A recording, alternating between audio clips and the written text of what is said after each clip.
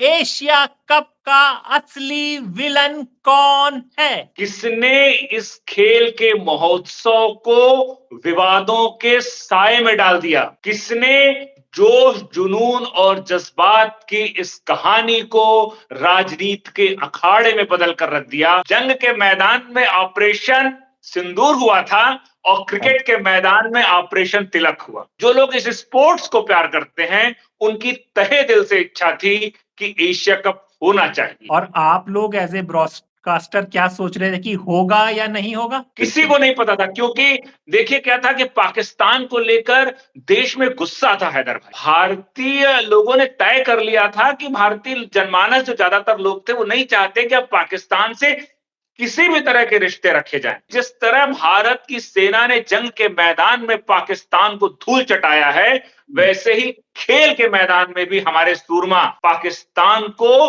मैदान पर धूल चटाएं। किसी को नहीं पता कि क्या होगा, क्योंकि पॉलिटिकल अनसर्टेनिटी से आप वाकिफ हैं। ब्रॉडकास्टर थे, उन लोगों ने तय किया कि भाई एक खेल को खेल की दृष्टि से ही रखा जाए। हाँ, मैच के एक दिन पहले तो मतलब स्टूडियो के आसपास पुलिस का जमघट लग गया। मैच खेला जा रहा है दुबई में हाँ, और और धड़कनें सोचो। बेचैन हो रही हिंदुस्तान में। हाँ, कमेंटेटर्स का जोश बता देगा आपको। शाहीन शाह अफरीदी की पहली गेंद पर जब अभिषेक शर्मा ने बाउंड्री के पार भेजा, हाँ। तो क्या वातावरण था। नमस्कार, मेरा नाम हैदर अब्बास नकवी है और आप लोग मुझको इस वक्त दा स्वतंत्र पर देख रहे हैं। जी हाँ, हमारी जो बराबर वाली विंडो में है वो शख्स हैं श्रीधर राव जी और हमारे साथ जुड़े हैं मुंबई से।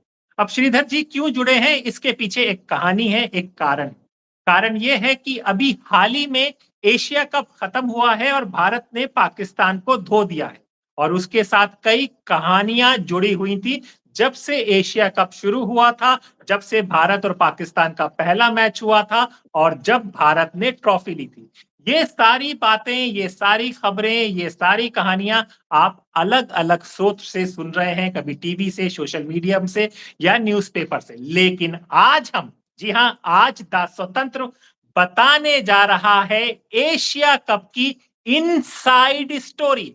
क्योंकि जो श्रीधर राव जी हैं वो उस वक्त, यानी कि एशिया कप जब चल रहा था, तो कमेंट्री बॉक्स में भी मौजूद थे, स्टूडियो में मौजूद थे और उस वक्त ब्रॉडकास्टर क्या सोच रहे थे, एंकर क्या सोच रहे थे, प्रोड्यूसर क्या सोच रहे थे और क्या प्रेशर में ये लोग काम कर रहे थे, जो बाहर से खबरें आ रही थी उसका कितना असर इन पर पड़ रहा था, ये सब जानेंगे। और साथ में जानेंगे कि एशिया कप का असली विलन कौन है। तो श्रीधर जी, अब आपसे शुरुआत हम करते हैं कि हम लोगों ने, यानी कि स्वतंत्र ने और बाकी लोगों ने एशिया कप की बहुत कहानियां सुनी, लेकिन जो कहानी आप बताने जा रहे हैं एशिया कप की, वो क्या है? और जो आपने बताया है कि आप खुलासा करेंगे कि एशिया कप का असली विलन कौन, ये फिल्म बॉलीवुड का विलन कहां से आ गया क्रिकेट में, इसको भी समझाइए। सबसे पहले तो मैं आपके दर्शकों को बताऊंगा कि एशिया कप का सबसे बड़ा विलन कौन है। किसने इस खेल के महोत्सव को विवादों के साए में डाल दिया? किसने जोश, जुनून और जज्बात की इस कहानी को राजनीति के अखाड़े में बदल कर रख दिया? उस विलेन के नाम को मैं आज उजागर करूंगा आपके दर्शकों के सामने हैदर भाई। लेकिन सबसे पहले मैं आपके इस इन बातों की शुरुआत एक बहुत ही शानदार सुबह समाचार के साथ करना चाहता हूं कि पिछले जो 4 रविवार हुए हैं, पहला जी। रविवार भारत की मेंस टीम ने लीग स्टेज में पाकिस्तान को हराया। दूसरे रविवार को भारत ने ग्रुप 4 में पाकिस्तान को हराया और तीसरे रविवार को भारत ने पाकिस्तान को फाइनल में हराया और चौथे रविवार को भारत की महिला टीम ने आईसीसी वर्ल्ड कप की ट्रॉफी में पाकिस्तान को लीग स्टेज में हराया। इस तरह अरे! 4 शानदार रविवार भारतीय क्रिकेट टीम ने, मेंस और विमेंस ने, हम क्रिकेट प्रेमियों को दिया है। उसके लिए आपको, क्रिकेट प्रेमियों को सभी को बहुत बहुत बधाई, धन्यवाद और शुभकामनाएं। और और जो आपने उम्मीद है कहा कि था हम कि ऑपरेशन तिलक शुरू हो गया है। हाँ, ऑपरेशन तिलक। ठीक। देखिए ये बहुत इंटरेस्टिंग था कि जंग के मैदान में ऑपरेशन सिंदूर हुआ था और हाँ। क्रिकेट के मैदान में ऑपरेशन तिलक हुआ। जी। और क्यों हुआ ये ऑपरेशन तिलक क्यों करना पड़ा? हुँ। तो ये कहानी शुरू होती है हैदर भाई, जब हम लोग भारत का इंग्लैंड दौरा चल रहा था और जी। बहुत ही शानदार तरीके से चल रहा था। नए कप्तान थे शुभमन गिल और भारतीय क्रिकेट के एक नए युग का स्वागत हो रहा था। रोहित नहीं थे, कोहली नहीं थे और एक नए लड़कों की टीम नए आत्मविश्वास के साथ खेल रही थी। और उसी समय जब सीरीज खत्म हो रही थी, भारत बहुत आत्मविश्वास से भरा हुआ था और लगभग-लगभग सीरीज 2-2 से बराबर हुई। इंग्लैंड की धरती पर भारत की टीम ने, भारत के लड़कों ने, भारत के नौजवानों ने बहुत शानदार क्रिकेट खेली। और उसी समय ये एशिया कप को लेकर सरगर्मी शुरू हो गई। अगला टूर्नामेंट अब एशिया कप का होगा। लेकिन सबसे बड़ा सवाल ये कि ऑपरेशन सिंदूर के बाद जिस तरह से भारत पाकिस्तान के संबंध तनातनी और गर्मा-गर्मी के माहौल में हो रहे थे, तो ऐसे में सवाल यही उठ रहा था कि क्या एशिया कप का होना मुमकिन है? जो क्रिकेट को प्यार करते हैं, जो लोग इस स्पोर्ट्स को प्यार करते हैं, उनकी तहे दिल से इच्छा थी कि एशिया कप होना चाहिए। भारत पाकिस्तान के बीच मुकाबला होना चाहिए। और जिस सर तरह यहीं से पर रोकूँगा मैं भारतीय आपको, वहाँ पर थी कि होना चाहिए और आप लोग एज़ ए ब्रॉडकास्टर क्या सोच रहे थे कि होगा या नहीं होगा? असमंजस की स्थिति थी, किसी को जी, नहीं पता था। किसी बिल्कुल। को नहीं पता था क्योंकि देखिए क्या था कि पाकिस्तान को लेकर देश में गुस्सा था हैदर भाई और लोग बहुत गुस्से में थे। खासकर जो पहलगाम में जो हमला हुआ था, उसके बाद भारतीय लोगों ने तय कर लिया था कि भारतीय जनमानस जो ज्यादातर लोग थे, वो नहीं चाहते कि अब पाकिस्तान से किसी भी तरह के रिश्ते रखे जाएँ। चाहे वो संस्कृति का मैदान हो, चाहे खेल का मैदान हो, चाहे वो राजनीति का मैदान हो, चाहे ग्लोबल मंच हो, कोई भी मंच हो। पाकिस्तान के साथ अब हमें कोई संबंध नहीं रखना, ऐसे किसी देश के साथ हमें जो बार-बार हमारी पीठ पे छुरा भोंकता हो। लेकिन जो खेल प्रेमी थे, वो चाहते थे कि जिस तरह भारत की सेना ने जंग के मैदान में पाकिस्तान को धूल चटाया है, वैसे ही खेल के मैदान में भी हमारे सूरमा, हमारे ये नौजवान पाकिस्तान को मैदान पे धूल चटाएँ। ये खेल प्रेमियों की भावना थी। लेकिन जो लोग देश की भावना थी, जो लोग पहलगाम हमले के बाद गुस्से में थे, वो लोग कतई नहीं चाहते थे कि पाकिस्तान के साथ किसी भी तरह का स्पोर्ट्स, किसी भी तरह का संबंध रखा जाए। तो ये वजह थी असमंजस की। लेकिन देखिए एक बात और मैं आपको बताऊं, स्पोर्ट्स ब्रॉडकास्टिंग में ऐसा होता है कि बहुत सारे लोग यूनिवर्सली इस खेल से जुड़े होते हैं, तो उन सब की इच्छा होती है, उनके रोजी रोटी और परिवार भी इस काम से जुड़ा होता है। तो वो लोग कभी नहीं चाहते कि किसी भी तरह का व्यवधान पैदा हो, क्योंकि सबके काम है, सब लोग फ्रीलांसिंग में काम करते हैं, सबके लिए रोजगार के अवसर बनते हैं, बिल्कुल। सबके परिवार इस तरह के बड़े-बड़े आयोजनों से उनके लिए एक रास्ता खुलता है। तो हर किसी की ख्वाहिश थी कि टूर्नामेंट होना चाहिए और टूर्नामेंट हो और भारत पाकिस्तान को खेल के मैदान में करारा जवाब दे, मुंह तोड़ जवाब दे। हुँ। और यही वजह थी कि एक असमंजस की स्थिति धीरे-धीरे छँटती चली गई और एक दिन ऐसा हुआ कि अनाउंस हुआ कि 9 सितंबर को एशिया कप शुरू होगा और चूँकि भारत उसका मेज़बान था और उस मेज़बान के ये था कि चूँकि पाकिस्तान उसमें शामिल था, तो ऐसी कोई विवाद की स्थिति ना हो, इसलिए ये तय किया गया कि इसको यूएई में खेला जाएगा, भारत में नहीं खेला जाएगा। यूएई में खेला जाएगा ताकि भारत-पाकिस्तान के मैच को लेकर किसी भी तरह की कोई समस्या, कोई अड़चन ना होने पाए। और 28 तारीख को 28 सितंबर को तय हुआ कि फाइनल मैच होगा। अब तारीखें आ गई, स्टेडियम तय हो गया, तो एक रास्ता तो खुल गया हैदर भाई कि चलो जी। एशिया कप होने जा रहा है। हुँ। लेकिन ये इतना आसान नहीं था, क्योंकि जैसे ही एशिया कप का ऐलान हुआ, सोशल मीडिया से लेकर, राजनीति से लेकर, जमीन से लेकर देश के कोने-कोने पर विरोध के स्वर उठने लगे। जी, हर तरह से एक ही गुस्सा, एक ही आवाज कि किसी भी कीमत में पाकिस्तान के साथ भारत को मुकाबला नहीं खेलना चाहिए। जी, कहा जा रहा था कि पानी और खेल एक साथ नहीं बह सकते हो सकता है, नहीं, कई नहीं हो चीज़ें सकता। चलने भी थे। पहले ही कह दिया था कि जी, पानी और खेल जो है एक खून और खून खेल हाँ, एक साथ नहीं हो सकता, हैं? जी, जी, तो ये सही बात भी थी। हाँ, लेकिन देखिए खेल का अलग मंच है और दुनिया वैश्विक स्तर पे सोचती है, ज़माना जी, बदल चुका है। आप अपने आप को आइसोलेट करके, आप अपने आप को एकाकी करके वैश्विक स्तर पे अपनी प्रतिभा और अपने हुनर का परिचय नहीं दे सकते। तो आपको अपने विकल्प खुले रखने पड़ेंगे, विरोध का तरीका बदलना होगा।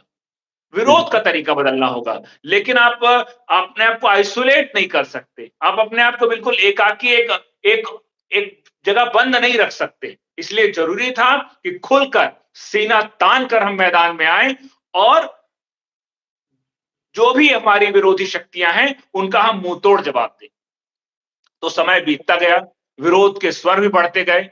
लेकिन अ, बीसीसीआई की इच्छा शक्ति को मानना पड़ेगा, आईसीसी के प्रयासों की सराहना करनी होगी और फिर एसीसी एशिया कप को तो उसके लिए एक बहुत पॉजिटिव हुआ कि एशिया कप हुआ और फिर धीरे-धीरे 9 तारीख आई, मैच हुआ। तो उस दिन जब अब आपको ले चलता हूँ कि जब उद्घाटन मैच था, 9 जी। सितंबर की बात आपको ले चलता हूँ। अब 9 अच्छा सितंबर सर था, ये देखिए ये यहाँ तक 9 सितंबर का आप शुरू करें।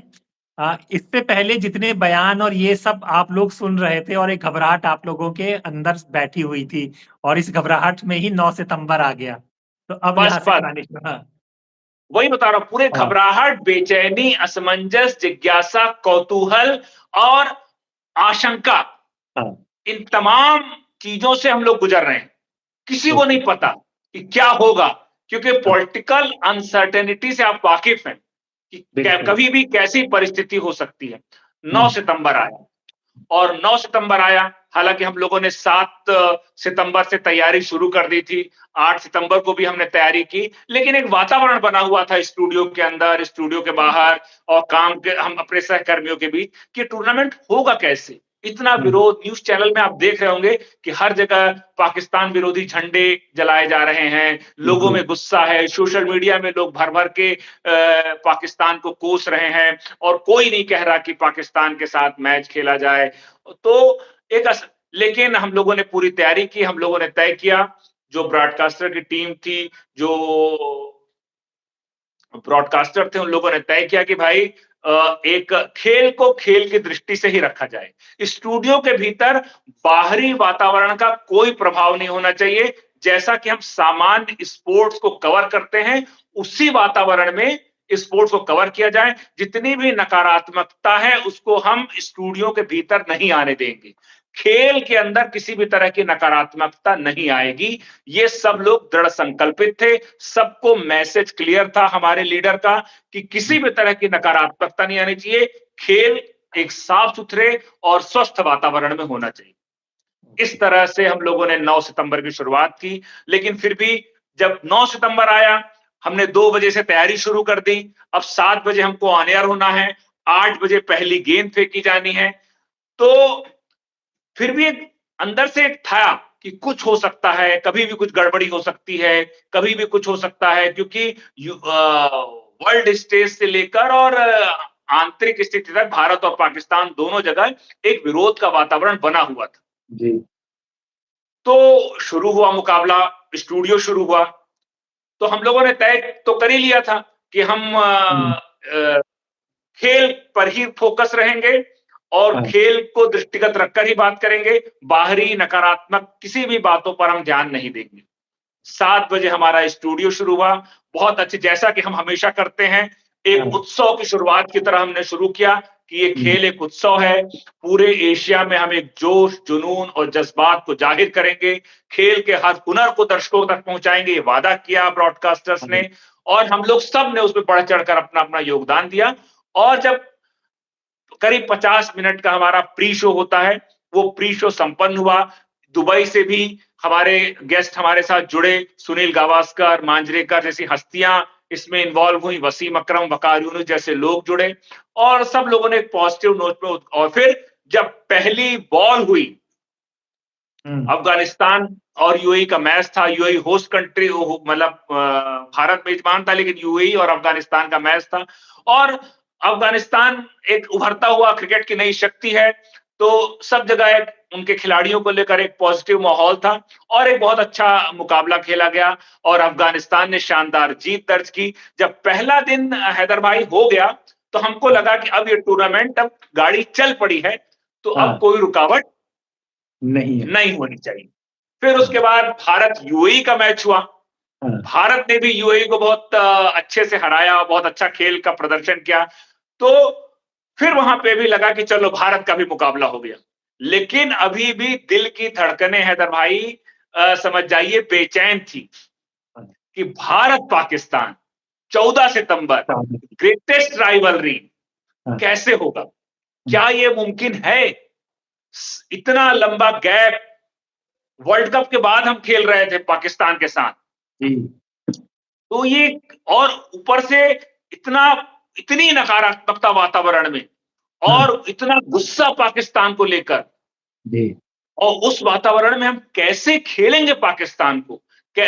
तो ये स्वाभाविक तो पूरे और जब तक मैच समझ जाइए कि अब मैच का दिन जैसे-जैसे नज़दीक आता जा रहा था, तो मैच के 1 दिन पहले की बात मैं आपको बताऊँ हैदर भाई, मैच के 1 दिन पहले तो मतलब स्टूडियो के आस-पास पुलिस का जमघट लग गया। शहर में मुंबई में सुरक्षा के इंतजाम बढ़ गए, खासकर जहाँ-जहाँ बड़े होर्डिंग्स होते थे और सारी चीज़ें होती थी। तो ये आ गया कि भाई कोई भी कहीं पे भी कोई बड़े-बड़े टीवी चैनल लगा के क्लबों में और जैसे होता था ना, वो सब कहीं नहीं होंगे। कहीं नहीं होंगे। जिस तरह का होता था कि भारत-पाकिस्तान का मैच होता था तो बड़े-बड़े स्पोर्ट्स क्लब में और बड़े-बड़े रेस्टोरेंट्स में और बड़े-बड़े थिएटर्स में प्रदर्शन किए जाते थे, लोग देखने जाते थे। वैसा कुछ भी नहीं हुआ, सन्नाटा। पहली बार भारत-पाकिस्तान का मैच में ये आप इस ये तरह का 13 तारीख की बात बता रहे हैं आप? Correct, correct. 13 तारीख के पहले की बात बता रहा हूँ और स्टूडियो में पुलिस आ गई, पूरी सुरक्षा के इंतजाम हो गए, कहीं कोई मतलब किसी भी तरह की आशंका को टालने के लिए हमारी सुरक्षा एजेंसियाँ भी मुस्तैद थी। देखिए, मैच खेला जा रहा है दुबई में और धड़कनें बेचैन हो रही हिंदुस्तान में। बिल्कुल, बिल्कुल। एक-एक साँसें, एक-एक धड़कन, एक-एक बेचैनी लोग न्यूज़ चैनल पे देख रहे हैं कि क्या होने वाला है और हम लोग तो ब्रॉडकास्टर थे, हम लोग को कोई वही जानकारी मिल रही थी जो बाहर से आ रही थी और हम लोग का सहारा था सोशल मीडिया। हम लोग आईसीसी के सोशल मीडिया हैंडल को चेक कर रहे थे, बीसीसीआई के सोशल मीडिया हैंडल को चेक कर रहे थे, एसीसी के सोशल मीडिया हैंडल को चेक कर रहे थे, पीसीबी के सोशल मीडिया हैंडल को चेक कर रहे थे कि कहाँ से कोई भी खबरें ना आए ताकि हम हर मोर्चे के लिए अलर्ट रहें। खैर जो भी आधिकारिक और ऑफिशियल जानकारी होती वो तो हम तक तो आनी ही थी। लेकिन हम लोग अपनी तरफ से भी एक्टिव थे कि किस तरह का कोई जानकारी कुछ आती है। लेकिन यहाँ पे मैं ज़रा सा एक सवाल आपसे पूछ लूँ फिर आगे बढ़िएगा क्योंकि आप न्यूज़ चैनल से भी जुड़े हुए हैं राजनीतिक और इसमें मैं एक आपके काफ़ी करीबी नेता हैं, पहले मंत्री भी थे, अनुराग जी का बयान आया था कि ये मैच कई सारी कंट्रियों के बीच में हो रहा है तो इसलिए अनिवार्य है, अगर 2 के बीच में होता तो इंडिया पाकिस्तान का तो वो हम नहीं कराते। तो वो बयान भी आपने सुना था, उसको कैसे लिया? हाँ, देखिए वही मैं बता रहा हूँ ना। देखिए क्या होता है कि खेल जगत एक अलग है। बिल्कुल। अगर भाई कोई आईसीसी के एक अम्ब्रेला के तहत आप खेल रहे हैं, तो आप खेल की सबसे बड़ी शर्त होती है अनुशासन। खेल की सबसे बड़ी शर्त होती है अनुशासन और नियम। जब अनुशासन और नियम टूटते हैं, तो खेल का कोई मतलब नहीं है ना। खेल हमें क्या सिखाता है? खेल हमें सकारात्मकता सिखाता है, खेल हमें प्रतिस्पर्धा सिखाता है, खेल हमें अपने हुनर को तराशने की शिक्षा देता है, तो खेल यही है। तो खेल और राजनीति दोनों एक साथ नहीं चल सकता। खेल और खून एक साथ नहीं हो सकता। बिल्कुल। खेल एक अलग दुनिया है हैदर भाई, लेकिन इस बार वजह दूसरी थी। इस बार तो वजह दूसरी वजह आप बताएँगे। दूसरा ये कि वो एक चैनल के संपादक भी राहुल द्रविड़ से जवाब माँग रहे थे, सचिन तेंदुलकर से जवाब माँग रहे थे कि पाकिस्तान का मैच क्यों नहीं हो रहा, बीसीसीआई से जवाब नहीं माँग रहे थे, बाकी प्लेयरों से जवाब माँग रहे थे। तो ये सब भी आप लोगों को सुनाई दे रहा था, सब बिल्कुल, खबरों से जागरूक थे, ठीक है। बिल्कुल सुनाई दे रहा था और देखिए जितने भी खेल प्रेमी थे, उनकी देखिए हर आदमी देखिए हर जगह सेना जाके जवाब नहीं दे सकती, हर बिल्कुल। जगह बंदूक से जवाब नहीं दिया जा सकता। हुँ, तो जो खेल प्रेमी थे, हर कोई पाकिस्तान को हर मंच पर मुंह तोड़ जवाब देना चाहता था। हर हुँ, भारतीय की इच्छा ये थी कि जहां पे भी मौका मिले, हाँ, पाकिस्तान को मुंह तोड़ जवाब दिया जाए।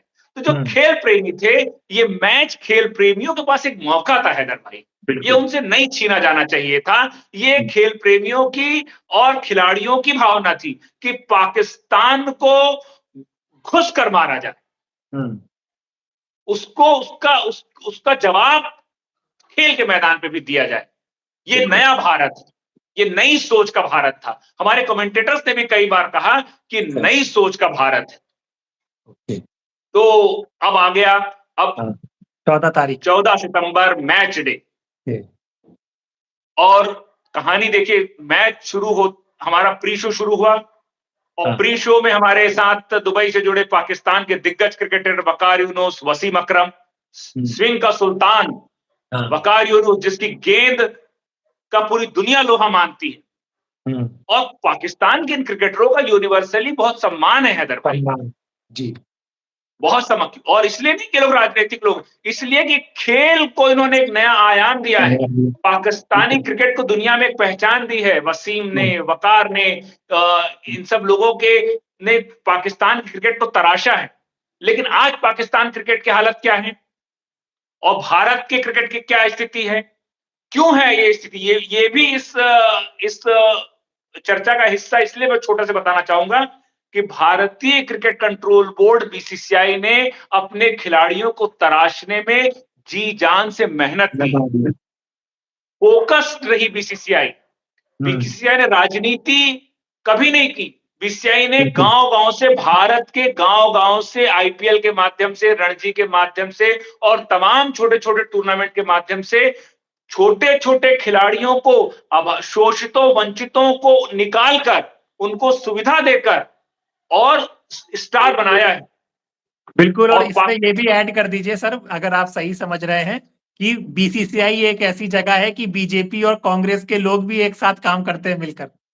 देखिए, मैं उस विवाद में मुझे मत डालिए, मैं उस सब बात पे नहीं बढ़ना चाहता क्योंकि मैं खेल को, क्योंकि हाँ, जो बीसीसीआई और स्पोर्ट्स संस्था है, उसको पूरी तरह प्योर देखना चाहता हूँ।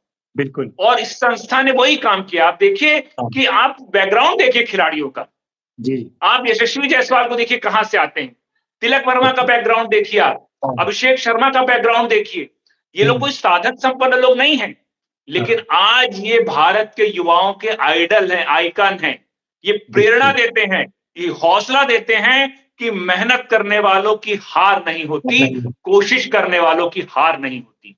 ये लड़के बिल्कुल। और पाकिस्तान क्रिकेट बोर्ड क्या है? पाकिस्तान क्रिकेट बोर्ड राजनीति का अखाड़ा है। हाँ, पाकिस्तान क्रिकेट बोर्ड में पाकिस्तान के बड़े-बड़े वसीम, वकार, शोएब अख्तर जैसे क्रिकेटर माथा पीट रहे हैं। पाकिस्तान क्रिकेट बोर्ड को पाकिस्तान के सियासी लोगों ने कुंडली मारकर बैठ गए हैं। वहां उनके रिश्तेदारों की, वहां पे उनकी क्या बोलते हैं उसको, राजनीतिक प्रभाव से लोग क्रिकेट खेल रहे हैं। कोई भी टीम बन रही, कुछ भी बन रही। नतीजा ये हुआ कि जो पाकिस्तान कभी क्रिकेट की शक्ति हुआ करता था, आज वो पाकिस्तान क्रिकेट के नक्शे में दिन ब दिन अफगानिस्तान और बांग्लादेश से भी कमजोर होता चला जा रहा है। हुँ, भाई बांग्लादेश ने सीरीज हराई थी भी पाकिस्तान को, ये टूर्नामेंट बिल्कुल। शुरू होने से ठीक पहले, टी हाँ, ट्वेंटी सीरीज। तो कहने का मतलब मेरा ये है, अब देखिए पाकिस्तान का जो गृह मंत्री है मोहसिन हाँ, नकवी, वो हुँ, एसीसी का चीफ बन के बैठा है। ओके। जब आप एसीसी के चीफ बैठ के बैठोगे तो आपकी हुँ, दृष्टि अलग होगी और पाकिस्तान के गृह मंत्री जब आप रहोगे तो आपकी दृष्टि अलग होगी। लेकिन बिल्कुल। आप एसीसी के पद पर बैठकर पाकिस्तान की धरती पर सियासी लाभ उठाने की कोशिश करोगे तो खेल की दुर्गति होनी तय है। और बिल्कुल। यही वजह था कि इस एक आदमी के चलते एशिया कप विवादों के साये में आया। और इसकी शुरुआत कहां से हुई? इसकी शुरुआत भारत पाकिस्तान के मैच में सबसे पहले जब टॉस हुआ हैदर भाई, हाँ, पहला मैच था, सूर्य कुमार बिल्कुल। यादव और सलमान आगा टॉस के लिए गए, सिक्का उछाला गया, हाँ, टॉस हो गया, लेकिन दोनों कप्तान ना, दोनों ने एक दूसरे की तरफ देखा नहीं और उन्होंने बिना हाथ मिलाए वो चले गए। सर यहाँ पे रुकूंगा। ये जहाँ पे चर्चा चल रही थी, जो आम लोग हैं ये कहते हैं कि ये सब स्क्रिप्टेड है, जैसे कि बिग बॉस की स्क्रिप्ट होता है, कि ये सूर्य कुमार का अपना फैसला था, ये समझा दीजिए। नहीं, नहीं, देखिए ऐसा खेल में ऐसा नहीं होता है भाई। बिल्कुल। खेल स्क्रिप्टेड कैसे हो सकता है? ये हुँ, ये मुमकिन नहीं है। ये लोग देखिए क्या है, अब हमारा इतना बड़ा देश है, तरह-तरह की बातें, घटनाएँ बातें होती हैं, तो करते हैं। लोग तो कहेंगे ही लोगों को, लेकिन ऐसा होता नहीं है जनरली। हुँ, और जी। जिस तरह आपकी भावना है, जैसे मेरी भावना है, वैसे सूर्य कुमार की भी भावना है। वो भारतीय टीम के कप्तान ज़रूर हैं, जी। लेकिन पहलगाम हमला भारत के एक-एक आदमी को समान रूप से प्रभावित किया है। हुँ, हर भारतीय का दिल रोया है पहलगाम के हमले पे। तो वो बिल्कुल। भारतीय टीम के कप्तान है, वो भी एक आम इंसान है। तो भला हुँ, वो कैसे इससे आहत नहीं हो सकते? तो उन्होंने अपनी पीड़ा, अपनी व्यथा को अपने विरोध को प्रदर्शित करने का 140 करोड़ लोगों की भावनाओं का प्रतिनिधित्व कर रहे हैं वो। हाँ। क्या ये जायज़ होता कि हम पाकिस्तान के खिलाड़ी को जाके गले लगा लेते? हुँ, पहलगाम हमले के बाद? क्या ये जायज़ होता कि हमारे देश की महिलाएँ, हमारे देश की जो विधवा रो रही हैं और वो जाके वहाँ हैंडशेक कर लेते? हुँ, उनका उनका दिल कभी गवारा, किसी भी भारतीय का दिल गवारा नहीं करता। तो हुँ, सूर्य कुमार यादव का दिल कैसे गवारा कर देता? तो बिल्कुल। उन्होंने अपने दिल की सुनी और उन्होंने हैंडशेक नहीं किया। और भारत के लोग और बहुत शालीनता के साथ वो कहीं कोई हो हल्ला नहीं। उन्होंने अपना बिल्कुल। विरोध प्रदर्शन किया और अपना खेल की तरफ अग्रसर हो गए। लेकिन पाकिस्तान ने क्या किया? पाकिस्तान ने इस पूरी गरिमा को तार-तार कर दिया। उन्होंने उस हैंडशेक के विवाद को विवादित कर दिया और खिसियानी बिल्ली, अब भारत का तो कुछ कर नहीं सकते। भारत बिल्कुल। ने तो मैदान में बुरी तरह उसे मैदान पे रौंदा। हुँ, भारत के हाथ से तो करारी शिकस्त झेली पाकिस्तान ने। अब बिल्कुल। खिसियानी बिल्ली क्या करे? तो हाँ, खिसियानी बिल्ली खंबा नोचे। तो हाँ। उनके निशाने में कौन आया? उनके निशाने में आए एंडी पॉयक्रॉफ्ट, जो मैच के रेफरी थे।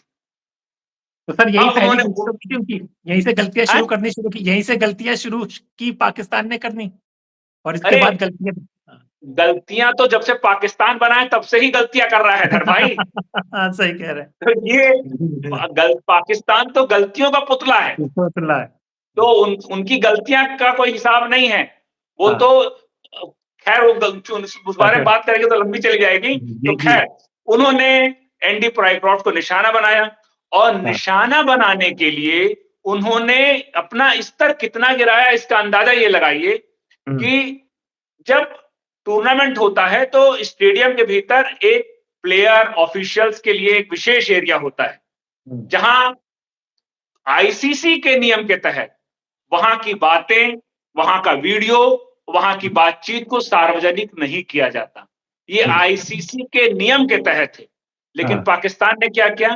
पाकिस्तान ने चोरी से एंडी हुँ, पाइक्रॉफ्ट के साथ हुई बातचीत का वीडियो बनाया, हाँ, उसको पब्लिक डोमेन पे डाला हुँ, और ये प्रचारित किया कि एंडी पॉयक्रॉफ्ट ने हमसे माफी मांगी।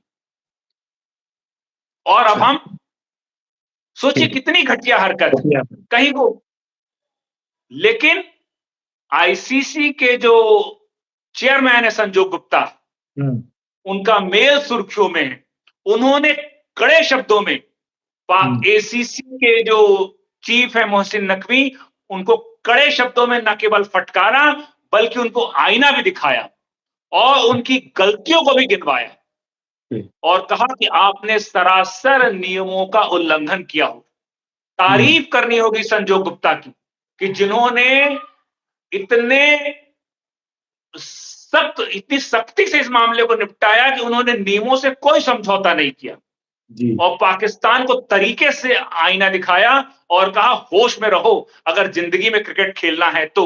इतने कड़े मैं शब्दों यहाँ में पे उन्होंने दर्शकों को रोकूँगा और एक जानकारी दे दूँगा कि संजोग गुप्ता पहले श्रीधर जी के बॉस भी रह चुके हैं स्टार में। बिल्कुल, बिल्कुल भाई, हमने उनके बिल्कुल। साथ काम किया है, तो हम हाँ, तो जानते हैं कि क्रिकेट के लेकर संजू गुप्ता का जो प्यार बिल्कुल। है, क्रिकेट को हाँ, लेकर संजू गुप्ता की जो मोहब्बत है, वो हुँ, उसी मोहब्बत और उसी जुनून के कारण उतने बड़े पद पर विराजमान है। बिल्कुल। और वो आदमी वो शख्सियत ऐसी है कि वो सब कुछ बर्दाश्त कर लेगी, लेकिन क्रिकेट पर वो किसी भी तरह का दाग बर्दाश्त नहीं करेगी।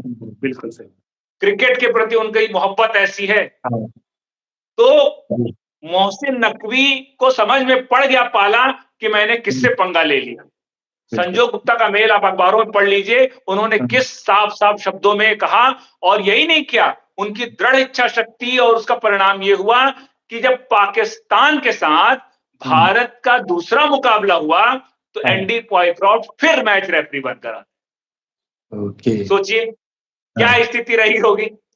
हुँ, और पाकिस्तान की हरकत देखिए, पाकिस्तान ने खिसियानी बिल्ली खंबा नोचे, पाकिस्तान ने और कितनी शर्मनाक हरकत की। पाकिस्तान ने क्या किया? यूएई के साथ मैच था। हाँ, अब आप बोले कि हम मैच ही नहीं खेलेंगे, हाँ। किसके आखिरी तक इशारे यही पे? चलता रहा। अरे सोचिए हम लोग हाँ, 7 बजे हमारा शो शुरू हो गया, पूरे न्यूज़ हम लोग तैयारी करके बैठे हैं, प्री शो हुँ, होने वाला है और प्री शो खत्म हो गया, पता चला पाकिस्तान की टीम मैदान में पहुँची ही नहीं। पहुँची नहीं। पाकिस्तान की टीम होटल में ही रुकी हुई है। अरे वाह! और एशिया कप के जो सर्वे सर्वा है मोहसिन नकवी, उनका हाँ, पूरा संरक्षण है पाकिस्तान की टीम को। हाँ, पाकिस्तान धमकी देने पे लगा है कि मैं नहीं खेलूँगा। हुँ, लेकिन पाकिस्तान के पास खेलने के सिवा कोई चारा नहीं था। हाँ, भाई पाकिस्तान अगर उस दिन नहीं खेलता, तो हो सकता है पाकिस्तान पे कड़े प्रतिबंध लग जाते। हो जी, सकता है कि आईसीसी की तरफ से जो उनको एक मोटी रकम मिलने वाली थी, वो रकम भी नहीं मिलती। हुँ, तो खस्ता हाल पाकिस्तान का बोर्ड हुँ, जो दुनिया के सामने कटोरा लेके खड़ा रहता है, उस बिल्कुल। कटोरे में जो वो कटोरे में अगर वो जो आईसीसी की रकम है वो भी नहीं आती ना, तो हुँ, पाकिस्तान क्रिकेट बोर्ड की हालत और दुर्गति हो जाती। हुँ, तो पाकिस्तान के पास या तो एक ही चारा था, या तो अपना स्वाभिमान बचा लो, जिसका कोई हाँ, मतलब नहीं था, और या तो फिर जो पैसा आ रहा है, वो बचा लो। तो बिल्कुल। पाकिस्तान ने पास वही चारा था, हाँ, पाकिस्तान को झुकना पड़ा बिल्कुल। और 1 घंटा देरी से आए। देखिए हाँ, बहुत बर्दाश्त किया पाकिस्तान को आईसीसी ने और क्रिकेट की दुनिया ने और हुँ, तमाम लोगों ने, और मोहसिन नकवी की मौजूदगी का पाकिस्तान ने बेजा फायदा उठाया, गलत फायदा उठाया। हुँ, मोहसिन नकवी ने क्रिकेट की गरिमा को यहीं से, मैंने आपको कहा ना कि यही है हुँ, वो विलेन, और इस विलेन की जी, करतूत का मैं आपको खुलासा करने जा रहा हूं मोहसिन हाँ, नकवी का। जी, कैसे इसने खेल की सर्वोच्च संस्था को, कैसे उसकी गरिमा को तार तार किया इस मोहसिन नकवी ने। हुँ, पाकिस्तान की टीम आई, खेली, हुँ, खेलना पड़ा उनको 1 घंटे बाद। हाँ, फिर उसके बाद अब आया, अभी भी थका नहीं, उसके बाद फिर भारत हाँ, पाकिस्तान का दूसरा मैच हुआ हाँ, और उसमें फिर भारत ने इस बार में फिर कोई हैंडशेक नहीं हुआ जी, और एक बार फिर भारत की टीम ने पाकिस्तान को करारी शिकस्त दी। हाँ, तो कहने का मतलब ये है कि पाक और इस इन और इस दौरान क्या हुआ? इस दौरान की सबसे महत्वपूर्ण तस्वीरें आपने देखी होगी सोशल मीडिया में, पाकिस्तान के जी, खिलाड़ियों ने कैसी हरकत की। बिल्कुल, एक एक जो गन फायर वाला शॉट दिया उन्होंने, बिल्कुल। कितना घटिया हरकत उन्होंने किया, और हाँ, दूसरा वो जहाज़ को गिरा। एयरक्राफ्ट 6-0 वाला जो उन्होंने किया, हाँ, क्या मिला उनको? भाई आप अच्छा खेलते, आप अच्छा करते, तो आपको ये हरकतें शोभा भी देती। हुँ, भाई आप खेलने उतरे हो कि मैदान पे राजनीति करने उतरे हो? बिल्कुल। आप खेल के साबित करते तो समझ में आता। लेकिन आपने क्या किया? आपने खेल तो अपना गँवाया ही गँवाया, अपनी हुँ, साख भी गँवा ली। गँवा दी। और फिर अभिषेक शर्मा को जब बल्लेबाजी कर रहे थे, आप सोचिए कि जी, अभिषेक शर्मा नया लड़का है, फ्रेशर, हुँ, हाँ, तरोताजा, फ्रेश, हमारी हमारे हाँ, खेल की नर्सरी से निकला है ताजा फूल। और वहां पे बिल्कुल। कौन सामने बॉलिंग कर रहा है? शाहीन शाह अफरीदी, दुनिया का बिल्कुल, दिग्गज तेज गेंदबाज। और जैसी हाथ में गेंद लेकर आया, सीधे बाउंड्री के पार। मतलब ये बताने की कोशिश है कि ये नया भारत है। तो सर समझ ये में नहीं आया? जब ये शॉट लगा होगा तो स्टूडियो में भी तालियाँ बज गई होंगी ज़बरदस्त? अरे लोग अपनी कुर्सियों से उछल गए। अच्छा। डायरेक्टर, ग्राफिक्स, ऑडियो, हाँ, इंजीनियर और तमाम तरह की जो पूरी टीम थी, कमेंटेटर्स, आप कमेंट्री सुनिए। हाँ, कमेंटेटर्स का जोश बता देगा आपको कि हाँ, अभिषेक शर्मा, शाहीन शाह अफरीदी की पहली गेंद पर जब अभिषेक शर्मा ने बाउंड्री के पार भेजा, हाँ, तो क्या वातावरण था। हाँ, और उसके बाद अब पाकिस्तानी उस दूसरे मैच में उसको तो रोक तो पा नहीं पा रहे थे अभिषेक शर्मा को। बिल्कुल। तो अब पाकिस्तानी क्या करें? पाकिस्तानी उतर आए अपनी घटिया हरकत पे। अब हुँ, उन्होंने स्लेजिंग करना शुरू कर दिया। हुँ, लेकिन अभिषेक शर्मा ने अपना संयम नहीं खोया।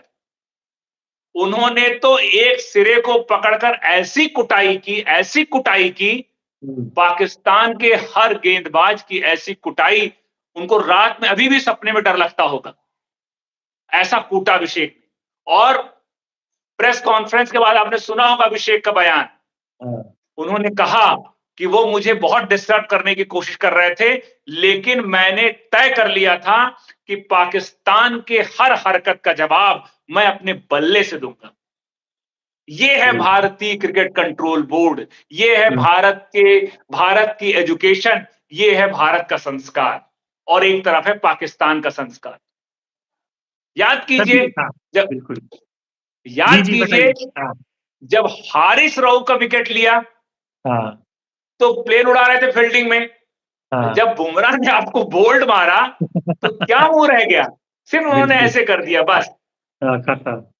ये संकेत काफ़ी है, इशारा काफ़ी है।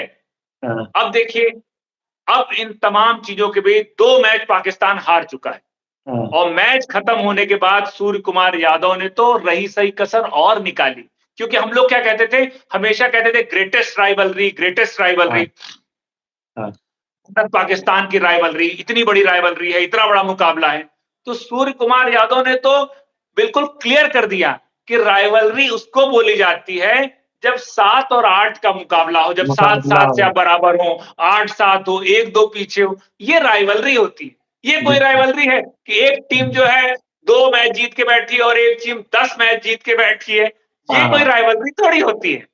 बिल्कुल। तो इस तरह तो स्पोर्ट्स में इस तरह जवाब दिए जाते हैं। हाँ, स्पोर्ट्स की दुनिया में इस तरह के आपको ये होता है हाँ, स्पोर्ट्समैनशिप। तो यही बिल्कुल। बता दिया कि ये कोई उन्होंने बता दिया भारतीय जनमानस को कि ये हाँ, कोई उन्होंने अपने तरीके से जवाब दिया कि हुँ, चाहे जैसे विकास की दृष्टि से भारत और पाकिस्तान का कोई मेल नहीं है। हाँ, सेना के मामले में भारत और पाकिस्तान की सेना का कोई मेल नहीं है। उसी तरह खेल के मैदान में भी भारत और पाकिस्तान की कोई तुलना नहीं हो सकती। भारत इस वर्ल्ड चैंपियन है भाई साहब, विश्व चैंपियन है भारत। हुँ, हुँ। भारत दुनिया को बताता है क्रिकेट कैसे खेला जाए। जी। दुनिया के देशों की मदद करता है। अफ़गानिस्तान के लोग हमारे देश में आके क्रिकेट खेलते हैं। सोचिए अफ़गानिस्तान आतंकवाद के साए में पल रहा है, लेकिन हुँ, भारत ने अफ़गानिस्तान को मौका दिया, वहाँ के लोगों को, वहाँ की प्रतिभाओं को अवसर दिया कि आप हमारे यहाँ आके खेलिए, हम जी। आपको सुविधा देते हैं। हुँ, तो भारत का इतना बड़ा दिल है, भारत के अंदर वो स्पोर्ट्समैनशिप है। और जब स्पोर्ट्समैनशिप की बात आती है और पाकिस्तान का नाम आता है, तो हमारे कप्तान सूर्य कुमार यादव कहते हैं कि कुछ बातें खेल भावना से आगे की होती हैं। तो ऐसा जब देश कोई हरकत करेगा, कोई आपके तो हम आप चाहते हैं कि एक तरफ से आप लोग हिंदुस्तान को डैमेज करते रहें, हिंदुस्तान के लोगों को नुकसान पहुँचाते रहें और दूसरी तरफ हम खेल भावना का परिचय दें। तो खेल और खून साथ-साथ नहीं नहीं चलेगा। चल सकता है। अब तो आइए सर फाइनल का हाँ, फाइनल का। अब हम क्योंकि आपकी समय कम हो रहा है जी, और जी। बातें बहुत सारी हैं, तो मैं आपको हुँ, सीधे फाइनल पे लेकर आता हूँ। हाँ, फाइनल के दिन क्या हुआ? हुँ, फाइनल के दिन वही हुआ जो पिछले 2 मुकाबलों में हुआ था। हाँ, भारत ने पाकिस्तान को बुरी तरह से हराया। 5 विकेट से भारत ने ये मुकाबला जीता, फाइनल का मुकाबला। जी, और एशिया कप की ट्रॉफी 9वीं बार अपने नाम की। बिल्कुल। 41 साल में पहली बार भारत और पाकिस्तान के बीच कोई फाइनल मुकाबला एशिया कप में खेला जा रहा था। सोचिए हाँ, आप, 41 साल के एशिया कप के इतिहास में पहली बार भारत हुँ, और पाकिस्तान की टीमें फाइनल में आमने-सामने थी और बिल्कुल, भारत ने 5 विकेट से रौंद दिया पाकिस्तान को। बिल्कुल, अब इसका जश्न तो तूफ़ानी होना चाहिए था। बिल्कुल। लेकिन पाकिस्तानियों की आँख में भारतीयों का ये सुख, ये जोश काँटे की तरह चुभ रहा था। और यहीं पर एंट्री होती है विलन नंबर 1 की। और यहाँ पर विलेन की एंट्री मंच पर होती है। अभी अच्छा। तक जो था, जैसे रामायण में नहीं, रावण जो है पर्दे के पीछे कभी मेघनाथ को भेज रहा है, हाँ, कभी हाँ, कुंभकर्ण को भेज रहा हाँ, है। हाँ, हाँ, हाँ। तो पहली बार रावण बनकर मोहसिन नकवी स्टेज पर उतरे हम्म।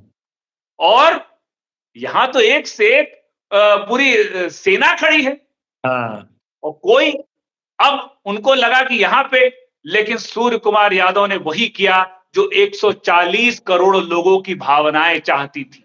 साफ हम्म। और स्पष्ट शब्दों में मैसेज था कि ऐसे किसी आदमी के हाथ से हम ट्रॉफी नहीं लेंगे जिस देश के नागरिकों का हाथ खून से सना हो। ये मैसेज साफ था, सर उन्होंने ऐसा ये जो कहा नहीं। हाँ सर सूर्य ये सब ये जब एक्शन हो रहे थे, मैं पूछना चाह रहा हूँ, ये सब जैसे सूर्य कुमार के ही हुए थे, उस वक्त आपके स्टूडियो और उसमें उसके अपने कप्तान के साथ खड़े हुए थे आप लोग, की कुछ चर्चा हुई थी कि यार ये गलत हो गया, ये सही नहीं, ऐसा नहीं करना चाहिए था? सुनिए तो, जी। अब क्या हुआ कि हम लोग तो देखिए ब्रॉडकास्टर हैं, हम लोग को हाँ। वहां से जो फीड मिलती है, हमको उसको हाँ। जनता के सामने सीधे प्रसारण करना पड़ता है। हमारी तरफ से तो कोई भी ऐसी कोई इच्छा होती नहीं कि हम अपनी तरफ से कुछ चीज डालें। वो तो हाँ। जैसा मैदान पे होता है वैसे का वैसे ही हम दर्शकों के सामने प्रस्तुत करते हैं। हाँ। तो अब ये हुआ कि अब जब भी मैच खत्म होता है तो उसके 5 मिनट 6 मिनट के अंदर ऐसी व्यवस्था हो जाती है कि समारोह शुरू हो जाता है। अब बिल्कुल। ट्रॉफी देने की ट्रॉफी सेरेमनी होनी थी। अब हमको हाँ। लगा कि अब आएगा, अब आएगा, अब आएगा, लेकिन आ ही नहीं रहे। भाई हमको एक कमांड मिलता है, भाई अब आप जाइए, ट्रॉफी सेरेमनी हाँ। होने वाली है। 90 मिनट गुजर गए हैदर भाई, 90 मिनट में टी20 का एक मुकाबला खत्म हो जाता है। हाँ।